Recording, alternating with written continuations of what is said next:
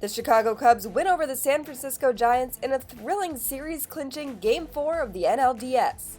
Game 3 went 5 hours and ended with the Giants' win in the 13th inning on Monday night, and again there was no shortage of drama on Tuesday night. The Cubs were trailing by 3 runs when they went up to bat at the top of the 9th inning. Wilson Contreras tied things up with a 2-run single, and Javier Baez followed with an RBI single, giving Chicago a 6-5 lead. They'll face either the Nationals or the Dodgers in the NLCS, with the first game being played Saturday at Wrigley Field.